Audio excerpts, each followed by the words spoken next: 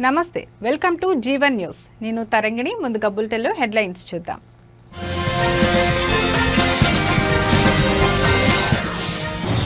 బీహార్లో రాహుల్ యాత్రలో అపశృతి, police constable పాదాలపైకి ఎక్కిన జీపు.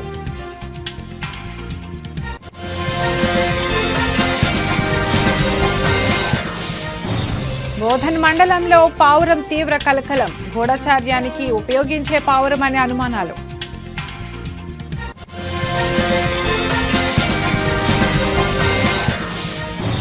రాజధానిలో పర్యటించిన మంత్రి నారాయణ, 3 ఏళ్లలో అమరావతిని పూర్తి చేస్తామని హామీ.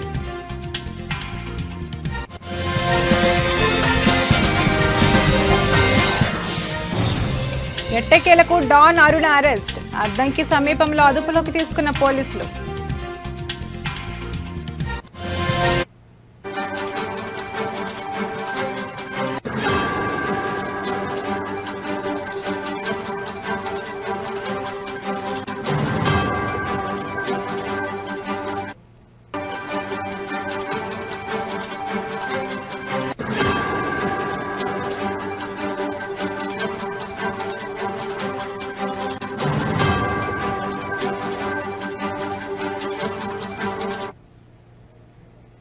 బ్రేకింగ్ న్యూస్ చూస్తున్నాం. కాంగ్రెస్ అగ్రనేత రాహుల్ గాంధీ బీహార్లో నిర్వహిస్తున్న ఓటర్ అధికార యాత్రలో అపశృతి చోటు చేసుకుంది. నవాడా జిల్లాలో జనసందోహం మధ్య సాగుతున్న యాత్రలో ఆయన ప్రయాణిస్తున్న ఓపెన్ టాప్ జీపు ప్రమాదవశాత్తు ఓ పోలీస్ కానిస్టేబుల్ పాదాలపైకి ఎక్కింది. ఈ ఘటనతో అక్కడ ఒక్కసారిగా ఉద్రిక్తత నెలకొంది.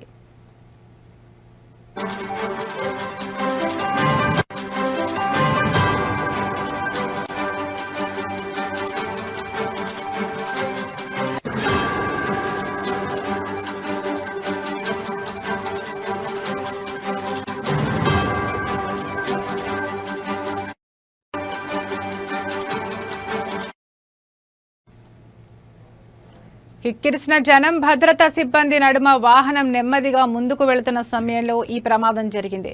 వాహనం కింద కానిస్టేబుల్ చిక్కుకోవడంతో అప్రమత్తమైన ఇతర పోలీసులు, స్థానికులు వెంటనే జీపును వెనక్కి నెట్టి అతడిని బయటకు తీశారు. గాయపడిన కానిస్టేబుల్ కుంటుకుంటూ పక్కకు వెళ్లడం కనిపించింది. వాహనంలో ఉన్న రాహుల్ గాంధీ వెంటనే స్పందించి గాయపడిన కానిస్టేబుల్ కు సహాయం చేయాల్సిందిగా తన వాలంటీర్లను ఆదేశించారు. అంతేకాకుండా ఆయన స్వయంగా ఒక వాటర్ బాటిల్ అందించి ఆ తర్వాత కానిస్టేబుల్ ను కలిసి ఆరోగ్య పరిస్థితిని అడిగి తెలుసుకున్నారు.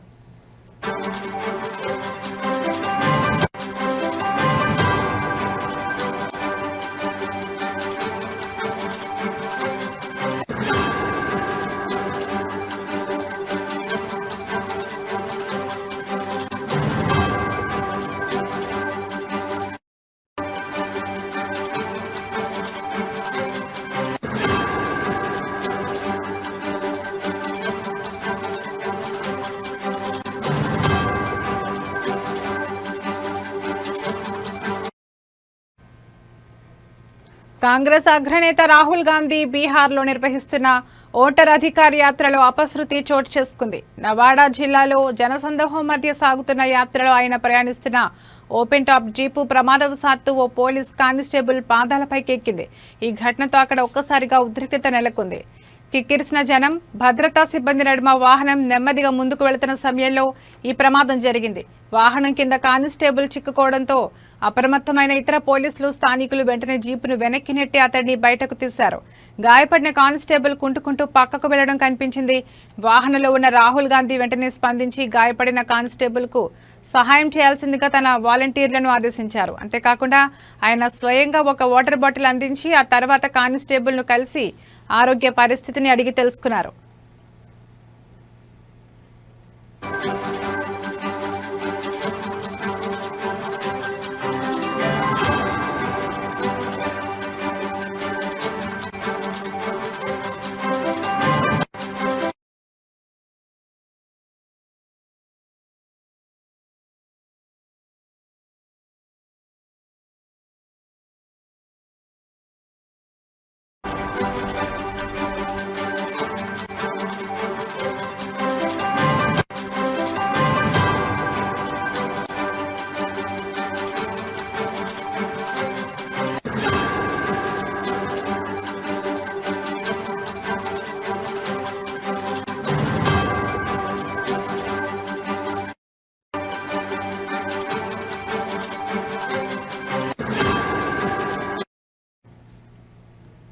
బ్రేకింగ్ న్యూస్ చూస్తున్నాం. రెవెన్యూ కార్యాలయాల్లో లంచగొండితనం ఆగడం లేదు. తాజాగా రంగారెడ్డి జిల్లా ఆమనగల్ మండలంలో ఒక మహిళా తహసీల్దార్ సర్వేయర్ లంచం తీసుకుంటూ అవినీతి నిరోధక శాఖ ఏసీబీ అధికారులకు రెడ్ హ్యాండెడ్గా పట్టుబడ్డారు. భూమి రికార్డుల సవరణ కోసం ఓ వ్యక్తి నుంచి 50,000 రూపాయలు తీసుకుంటుండగా అధికారులు వారిని అదుపులోకి తీసుకున్నారు.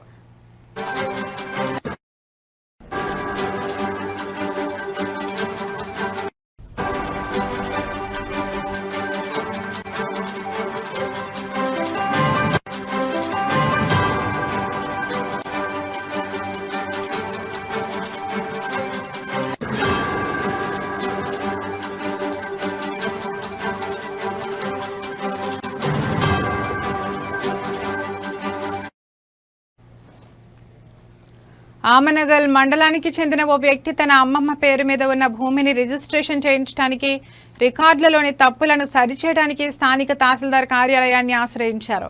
ఈ పని పూర్తి చేయడానికి తహసీల్దార్ చింతకింది లలిత, మండల సర్వేయర్ కోట రవి కలిసి బాధితుడి నుంచి ₹1,00,000 లంచం డిమాండ్ చేశారు.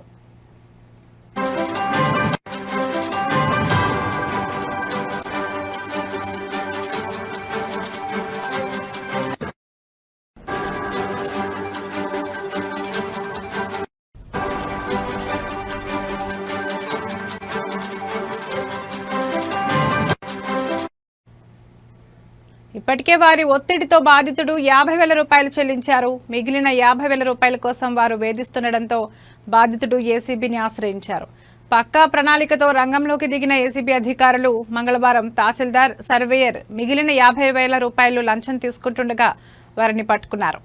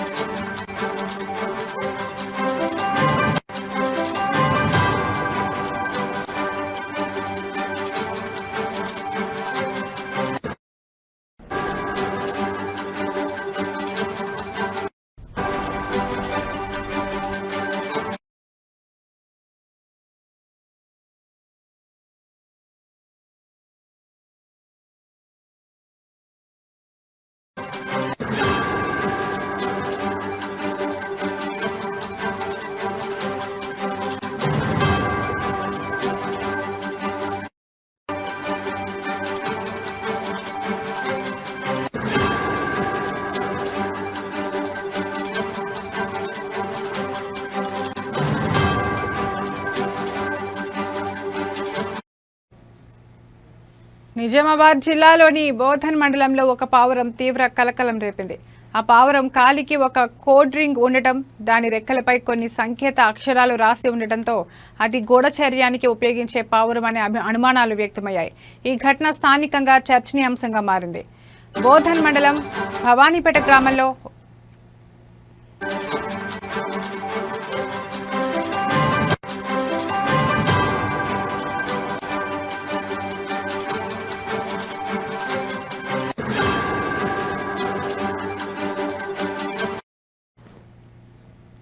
బ్రేకింగ్ న్యూస్ చూస్తున్నాం. నిజామాబాద్ జిల్లాలోని బోధన్ మండలంలో ఒక పావురం తీవ్ర కలకలం రేపింది. ఆ పావురం కాలికి ఒక కోడ్ రింగ్ ఉండడం, దాని రెక్కలపై కొన్ని సంకేత అక్షరాలు రాసి ఉండటంతో అది గూఢచర్యానికి ఉపయోగించే పావురం అనే అనుమానాలు వ్యక్తమయ్యాయి.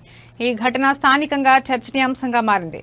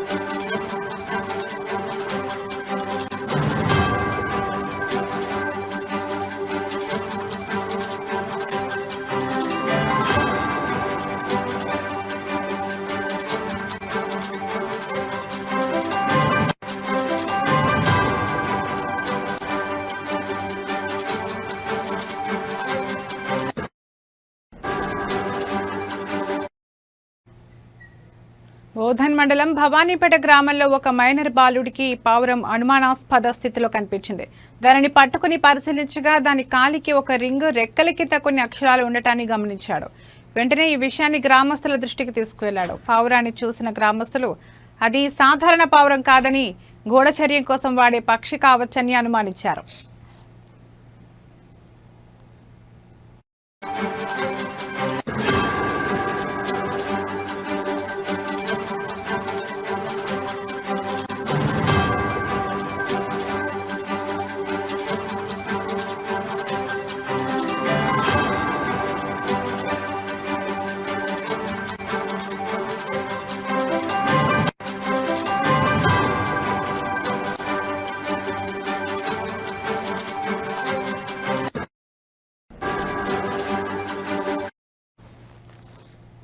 గ్రామస్తులు వెంటనే పోలీసులకు సమాచారం అందించారు. హుటాహుటిన గ్రామానికి చేరుకున్న పోలీసులు పావురాన్ని పరిశీలించారు.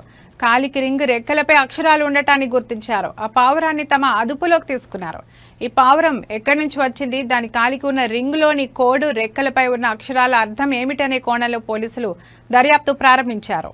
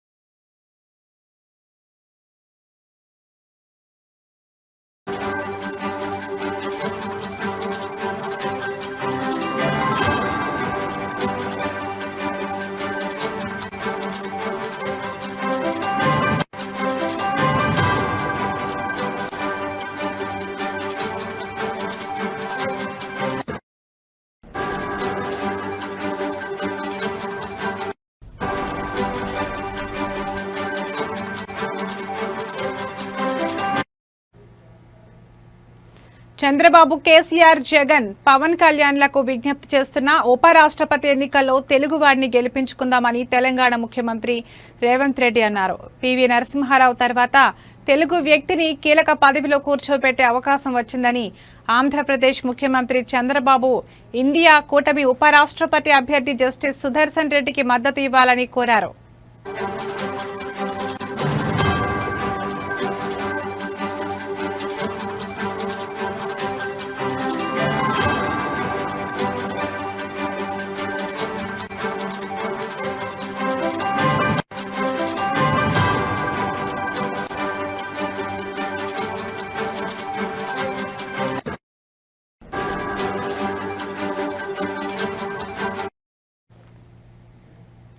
జూబ్లీహిల్స్లోని తన నివాసంలో ఏర్పాటు చేసిన మీడియా సమావేశంలో ముఖ్యమంత్రి మాట్లాడుతూ దేశంలో రాజ్యాంగ వ్యవస్థలను ఎన్డీఏ దుర్వినియోగం చేస్తోందని విమర్శించారు. ఉపరాష్ట్రపతి ఎన్నికల్లో రాజ్యాంగ పరిరక్షణ కోసం పోరాడుతున్న కూటమి ఒకవైపు, రాజ్యాంగాన్ని రద్దు చేయాలని చూస్తున్న కూటమి మరోవైపు ఉందని ఆయన అన్నారు. తెలుగు రాష్ట్రాలకు చెందిన లోక్సభ, రాజ్యసభ సభ్యులు ఏకతాటిపైకి వచ్చి ఇండియా కూటమి అభ్యర్థికి మద్దతు ఇవ్వాలని పిలుపునిచ్చారు. టీడీపీ, వైసీపీ, బీఆర్ఎస్, మజ్లిస్ సహా అన్ని పార్టీలు జస్టిస్ సుదర్శన్ రెడ్డికి మద్దతు ఇవ్వాలని ఆయన కోరారు.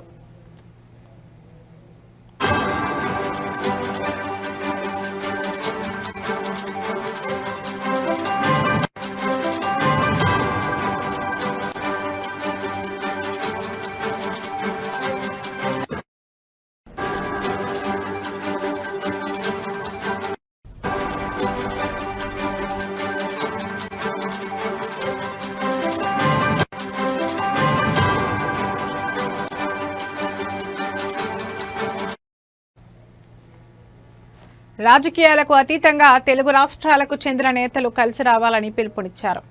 ఆనాడు ప్రధానమంత్రి పివి నరసింహారావుకు ఎన్టీఆర్ మద్దతు ఇచ్చారని గుర్తు చేశారు. నంద్యాల ఉప ఎన్నికల్లో పీవీపై పోటీ పెట్టకుండా గెలిపించారని తెలిపారు. తెలుగు వ్యక్తి అత్యున్నత స్థానంలో ఉండాలనే భావనతో ఎన్టీఆర్ సహకరించారని తెలిపారు. ఇప్పుడు మరోసారి తెలుగు నేతలంతా ఎన్టీఆర్ స్ఫూర్తిగా సహకరించాలని ముఖ్యమంత్రి అన్నారు. జస్టిస్ సుదర్శన్ రెడ్డి రైతు కుటుంబం నుంచి వచ్చారని, న్యాయమూర్తిగా లోకాయుక్తగా దేశానికి సేవలు అందించారని తెలిపారు. Independent expert committee chairman is justice Sudarshan Reddy. उनके सुझाव से हम लोग 42% रिजर्वेशन कैबिनेट में पास किए और असेंबली में भी चर्चा किए, पास किए। वो 2 बिल आज राष्ट्रपति जी का ने पेंडिंग है। दूसरी तरफ जो एनडीए संविधान के खिलाफ, संविधान को बदलने के लिए, आरक्षण को हटाने के लिए ओबीसी रिजर्वेशन 42% रोककर ओबीसी को अन्याय करने के लिए जहां पर कोशिश कर रहा है, उनके उम्मीदवार राधाकृष्णन मगर justice Sudarshan Reddy independent expert committee chairman for OBC reservation, उनका जाति नहीं है, उनका निर्णय ओबीसी पक्ष में है। इसीलिए आप सब लोगों से, जितने लोग ओबीसी के पक्ष में खड़ा कर रहना चाहता है, सुदर्शन रेड्डी के साथ जोड़ना है, क्योंकि Sudarshan Reddy ji independent experts committee chairman, he has done lot of efforts for OBC reservation to increase up to 42%. He has given all those suggestions, education, employment, political reservation, ये सब चीजों के लिए सुदर्शन रेड्डी ने मदद की। वो official independent experts committee chairman, इसीलिए कांग्रेस पार्टी वो इंडिपेंडेंट एक्सपर्ट कमेटी चेयरमैन आज भी is expert, is legal expert, is constitutional expert. इसीलिए हम लोग उनको उम्मीदवार खड़ा किए, इसीलिए हम सब लोग उनको मदद दे रहे हैं। राधाकृष्णन जी अगर जीत गए तो ओबीसी को अन्याय हो जाएंगे। 42% रिजर्वेशन सोच भी नहीं सकते, मगर वही सुदर्शन रेड्डी अगर वाइस प्रेसिडेंट बन गए तो हमारा 42% मिलने वाले। इसीलिए सबसे ज्यादा लाभ ओबीसीओं को सुदर्शन रेड्डी जीत में है। इसीलिए प्रमोद जी आप सब लोग इकट्ठा होकर इस बार हमको मदद देना है।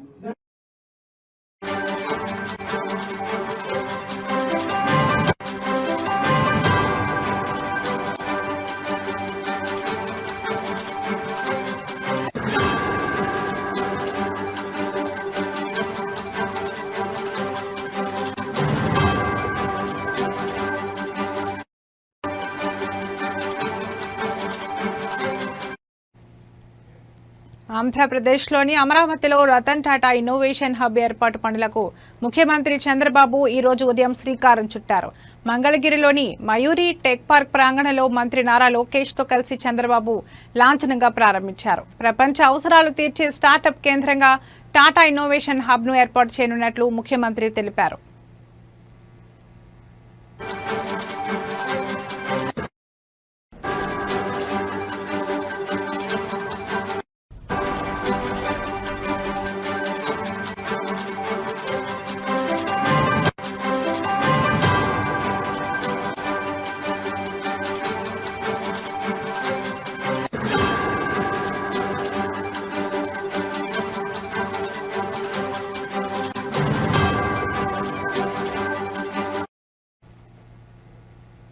డీప్టెక్, కృత్రిమ మేధ, సుస్థిర సమ్మిళిత ఆవిష్కరణలకు ఈ కేంద్రం వేదికగా నిలుస్తుందని ఆయన పేర్కొన్నారు. అమరావతిని క్వాంటమ్ వ్యాలీ కేంద్రంగా తీర్చిదిద్దడంతో పాటు ఆవిష్కరణ ఆధారిత ఆర్థిక వ్యవస్థలకు ప్రామాణికంగా రూపొందిస్తామని ఆయన అన్నారు. సుమారు 50,000 చదరపు అడుగుల విస్తీర్ణంలో ఈ ఇన్నోవేషన్ హబ్ను ఏర్పాటు చేయనున్నట్లు అధికార వర్గాలు వెల్లడించాయి.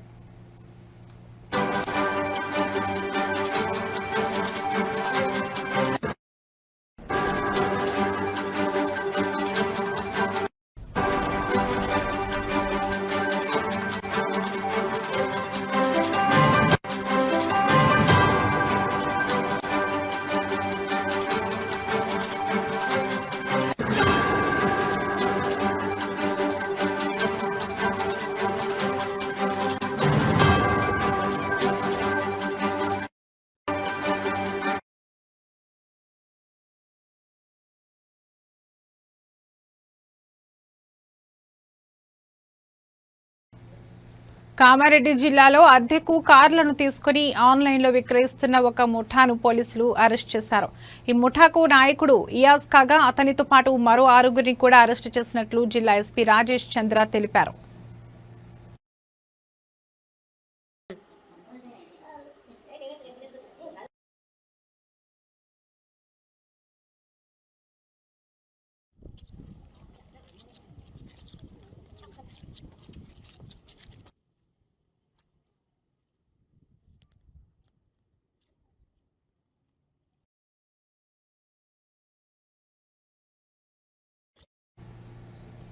గత జూలైలో అందిన ఫిర్యాదు మేరకు పోలీసులు లోతుగా దర్యాప్తు చేయగా ఈ మోసాలు వెలుగులోకి వచ్చాయి.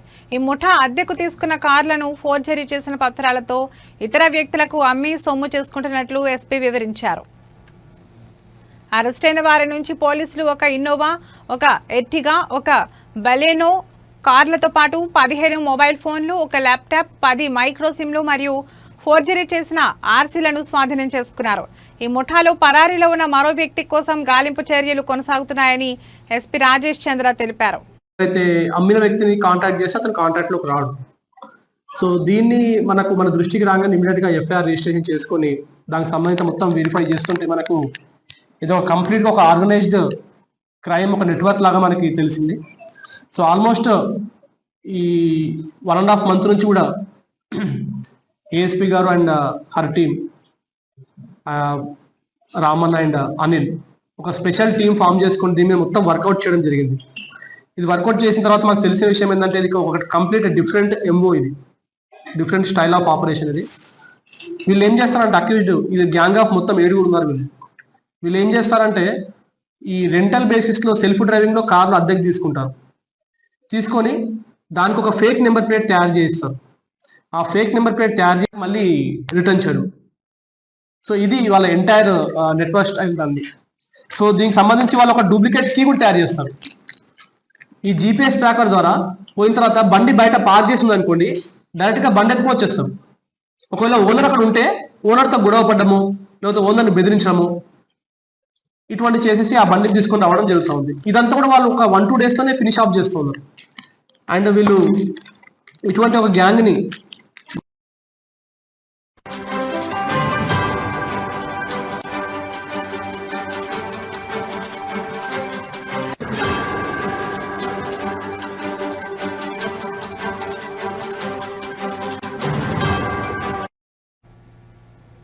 బ్రేకింగ్ న్యూస్ చూస్తున్నాం. రాష్ట్ర వ్యాప్తంగా సంచలనం సృష్టించిన నిడిగుంట అరుణను ఎట్టకేలకు పోలీసులు అరెస్ట్ చేశారు. కారులో హైదరాబాద్ వైపు వెళ్తుండగా ప్రకాశం జిల్లా అద్దంకి సమీపంలోని టోల్ ప్లాజా వద్ద ఆమెను అదుపులోకి తీసుకున్నారు.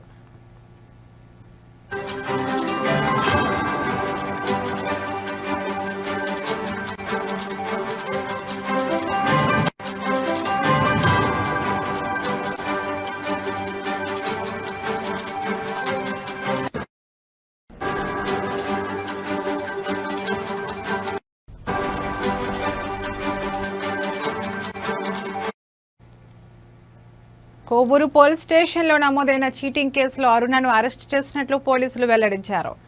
పడుగుపాడులోని ఓ అపార్ట్మెంట్లో ఫ్లాట్ కొనుగోలు విషయంలో యజమానిని ₹1,00,000 మేర మోసం చేశారనే ఆరోపణలపై ఆమెపై కేసు నమోదైంది.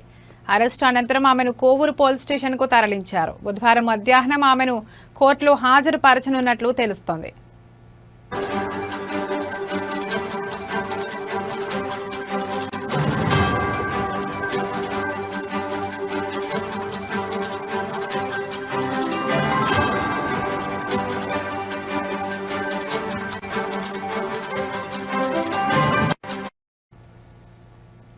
గూడూరుకు చెందిన జీవిత ఖైదీ శ్రీకాంత్ కు ప్రియురాలిగా అరుణ సుపరిచితురాలు.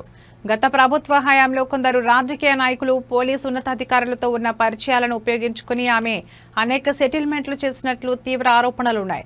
2 ఎస్పీలు, జైలు సూపరింటెండెంట్ వ్యతిరేకించిన ఉన్నత స్థాయి ఒత్తిళ్లతో శ్రీకాంత్ కు పెరోల్ ఇప్పించడంలో అరుణ కీలక పాత్ర పోషించారని కథనాలు వెలువడ్డాయి. ఈ వ్యవహారం వివాదాస్పదం కావడంతో ప్రభుత్వం పెరోల్ను రద్దు చేసింది. అప్పటి నుండి అరుణ కార్యకలాపాలపై ప్రభుత్వం దృష్టి సారించింది.